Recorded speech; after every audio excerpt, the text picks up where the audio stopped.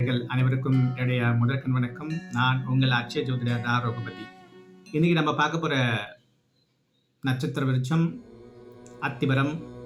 பரணி 1ஆம் பாதத்துக்கு உரிய நட்சத்திர விருட்சமாக கருதப்படக்கூடியது இந்த அத்திவரம்.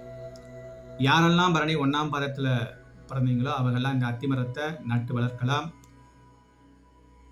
அதுபோல பரணி 1ஆம் பாதம் அட்சய நட்சத்திரமாக செல்லக்கூடியவர்களும் இந்த அத்திமரத்தை நட்டு வளர்க்கலாம்.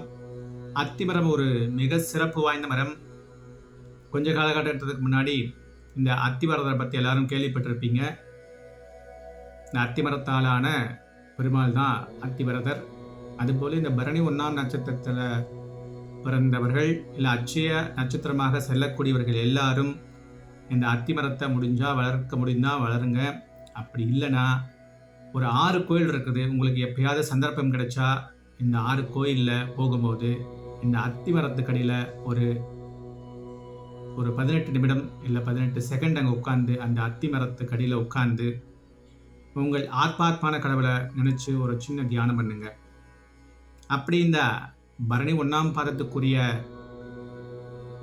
நட்சத்திர விருட்சமாக கருதப்படக்கூடிய இந்த அத்திமரம் தமிழ்நாட்டில் 6 இடத்துல தலவிருட்சமாக இருக்கிறது. அதில் முதலாவதாக சென்னையில் திருவொற்றியூரில் ஆதிபுரீஸ்வரர் கோயில், வடுவுடையம்மன் ஆதிபுரீஸ்வரர் கோயிலில் இந்த அத்திமரம் தலவிருட்சமாக இருக்கிறது.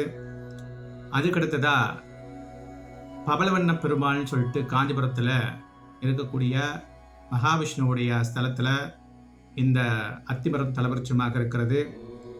அதுபோல் திருவண்ணாமலை மாவட்டத்தில் இருக்கிற அத்திரன்ற கிராமத்தில் அத்தீஸ்வரர் அப்படின்ற கோயிலையும் இந்த அத்திமரம் தலவிருட்சமாக இருக்கிறது. அதே போல் திருவண்ணாமலை மாவட்டத்தில் இன்னொரு இடத்துல படவேட்டம்மன் அப்படின்ற ரேணுகாம்பாள் கோவில்லையும் இந்த அத்திமரம் இருக்கிறது. அப்புறம் சேலத்தில் இருக்கக்கூடிய சரஸ்வதி கோயில்லையும் இந்த அத்திமரம் தலவிருட்சமாக இருக்கிறது. அதே போல் காஞ்சிபுரத்தில் வரதராஜ பெருமாள் கோவில் மிகவும் சிறப்பு பெற்றது. அங்கே போகும்போதும் இந்த வரதராஜரை வழிபடுங்க.